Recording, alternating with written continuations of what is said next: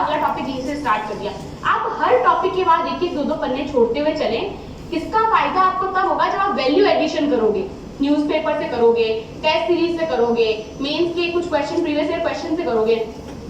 तो ये जब आपके कॉपी तैयार होगी तो प्रीलिम्स प्रैक्टिस सीरीज में कुछ ऐसे क्वेश्चन अब आ गए हैं जिनका आंसर स्टैंडर्ड बुक में भी नहीं है, स्टैंडर्ड बुक ने भी उस कंटेंट को नहीं तैयार किया है और आपकी कॉपी में भी नहीं है। तो आप वहीं पे चाहे तो स्टैंडर्ड बुक पे एक स्टिकी नोट चिपका के या अपनी कॉपी में उन पॉइंट्स को ऐड कर ले। मैं आपको एकदम दावे से कह सकती हूँ, अगर वो 6 प्रीलिम्स प्रैक्टिस सीरीज की जो बुक्स आपने तैयार किए, उससे आपने अपना स्टैटिक पोर्शन तैयार किया है कायदे से, ईमानदारी से, और फिर आप करंट अफेयर्स को तरीके से जो है तैयार कर ले जाते, तो प्रीलिम्स तो आपको कोई नहीं रोक सकता। तो उस पर ध्यान दें। फिर मेंस का कैसे करेंगे, जो डेली आंसर राइटिंग क्लास में चल रही है वो करें। टेस्ट सीरीज जो है बाद में आप थोड़ा ज्वाइन कर सकते हैं या साइमल्टेनियसली मैनेज हो पा रही है तो वो करें। उसके बाद में ये फाउंडेशन का हो गया। पर्सनालिटी डेवलपमेंट का एस्पेक्ट जो है क्लास में कैसे आप डेवलप कर सकते हैं। तो देखो क्या होता है कि हमारी आदत होती है चाय की थड़ी पे बात करने की। तो चाय की थड़ी पे हम कैसे बात करते हैं, पुतिन ने ये किया, अरे जेलेंस्की ने ये किया। तो ये ना तरीका फिर आपके आंसर्स में भी दिखता है। तो इसलिए अपना पीयर ग्रुप जो है, जो अपने साथियों का ग्रुप है, वो ऐसा रखें जो आपको बातचीत में अदब सिखाए। एक फॉर्मेलिटी होती है ना, औपचारिकता, एक प्रोफेशनलिज्म आपकी बातचीत में आए, तो वो सब आप लिखते आएंगे। क्या हुआ भाई, गुस्सुर फुसुर की बजाय फिर इधर माइक लो और सवाल पूछ लो, तो बाकी लोगों को भी पता चलेगा कि ऐसा क्या चल रहा है वहां पे, है ना। तो ये हुआ फाउंडेशन में। उसके बाद जब प्रीलिम्स आने लगेगा तो 6 महीने पहले, मैं मानती हूँ अगर आप फाउंडेशन के स्टूडेंट हैं तो आपको जनवरी से जो है अपनी प्रीलिम्स की प्रिपरेशन स्टार्ट कर दें, क्योंकि फर्स्ट प्रीलिम्स में ना थोड़ा जोर आता है। फर्स्ट प्रीलिम्स में आपको डायरेक्शन नहीं पता होती, थोड़ी गलतियां भी करते हो, सीखते भी हो, समझते भी हो। तो जनवरी से आप अपना प्रीलिम्स स्टार्ट करें। कैसे करना है, 1 बाय 1 सब्जेक्ट उठाएं, उस सब्जेक्ट की स्टैंडर्ड बुक और अपनी कॉपी को प्रिपेयर करें। प्रीलिम्स प्रैक्टिस सीरीज से उसका सारा प्रिपरेशन करके वैल्यू एडिशन अपनी कॉपी में कर लें, ताकि वो प्रीलिम्स प्रैक्टिस सीरीज की बुक आपको बार बार रिवाइज ना करनी पड़े। और तब आप किसी एक अच्छी टेस्ट सीरीज को ज्वाइन करें। और अच्छी, कई बार क्या होता है, मैं देखती हूँ बच्चे टेस्ट देके आते हैं, उनके टेस्ट देने का मतलब वही खत्म हो जाता है जहाँ पे वो टेस्ट देके आ गए।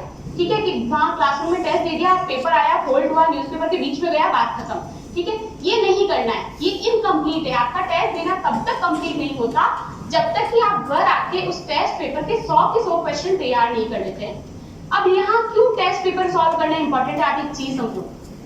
सुबह से शाम अगर आप बुक लेके बैठते हो तो आप कितना कंसंट्रेशन से कितने कंसेप्ट तैयार कर लोगे। उसकी बजाय आप जब टेस्ट देके आते हो उसमें 100 क्वेश्चन होते हैं। 100 क्वेश्चन का मतलब होता है 100 कंसेप्ट है वो, क्योंकि पेपर इस तरीके से बनाया जाता है कि किसी भी चीज का रिपीटेशन ना हो, तो वो 100 कंसेप्ट तैयार होंगे आपके। तो मैं हमेशा यही कहती हूँ कि ह्यूमन, अब आप जिंदगी में पीछे मुड़ के देखें, आपको वो चीजें याद है जहां आपने गलतियां की, क्योंकि ह्यूमन ब्रेन की टेंडेंसी होती है जहां वो गलत करता है वहां वो रुकता है, सोचता है कि मैंने क्या गलत किया। तो यही टेस्ट सीरीज के पीछे की भी साइकोलॉजी है, जहां आप गलत करोगे वहां आप रुकोगे, देखोगे कि मैंने क्या गलत किया। और मैं हमेशा मेरे साथ वालों को यही कहती हूँ कि वो गलती जो आप टेस्ट सीरीज में कर चुके हो उसको दोबारा टेस्ट सीरीज में गलत करना या टेस्ट वो फाइनल एग्जाम में गलत करना, ये महापाप है, गंगा से भी ये पाप नहीं धुलेंगे। तो ये पाप ना करें, टेस्ट सीरीज से सीखें, उसका वैल्यू एडिशन करें और वहाँ ये गलतियां जो हो सकती है, जो मैंने पहले 2 टेस्ट पेपर्स में की थी, जो फाइनल पेपर्स में की थी 2020 और 2021 के प्रीलिम्स में, मैंने टेस्ट नहीं लिखे थे, मतलब मैंने एक भी टेस्ट नहीं दिया था। आप सोच सकते हैं 2 बार या प्रीलिम्स में नहीं आ रहा, आपने एक भी टेस्ट नहीं दिया, किसी भी प्रीलिम्स में टेस्ट ही नहीं दिया। फिर इस बार प्रीलिम्स में थोड़े टेस्ट दिए तो चीजें सुधरी। तो ये टेस्ट सीरीज की इंपॉर्टेंस है, ये प्रीलिम्स आपने किया। अब ना आप देखेंगे कि अभी कल परसों ही सर ने अनाउंसमेंट की, मुझे ध्यान पड़ा कि सर ने एक ऐसा सिस्टम डेवलप किया है कि हिंदी मीडियम का कोई भी बच्चा जिसने प्रीलिम्स अगर निकाल लिया हो, वो प्रीलिम्स निकलने के बाद दिल्ली आए, दिल्ली में उसका रहना, खाना, पढ़ाई, एवरीथिंग, मतलब अस्मिता जो एक स्कीम है तो उससे अलग एक स्कीम और सर लेके आए। तो आपको कुछ भी नहीं करना, आपको प्रीलिम्स निकालना है। मतलब इतना तो आप एक अगर ब्यूरोक्रेट बनने जा रहे हैं तो इतनी जिम्मेदारी तो उठाए कि हम प्रीलिम्स निकाल ले, तो एक सीरियस एस्पिरेंट के तौर पे अपने आप को पेश कर सके। तो प्रीलिम्स निकालो, दिल्ली आओ। फिर मैं जैसे ये कहती हूँ मेंस मेंटरशिप, मुझे कोई पूछता है मेंस मेंटरशिप का क्या रोल है, तो मैं ये कहती हूँ मेंस मेंटरशिप का रोल ये है कि एस्पिरेंट का प्रीलिम्स निकले, मेंस निकलेगा या नहीं निकलेगा, ये एस्पिरेंट का हेडेक है, मेंस मेंटरशिप वालों का हेडेक है।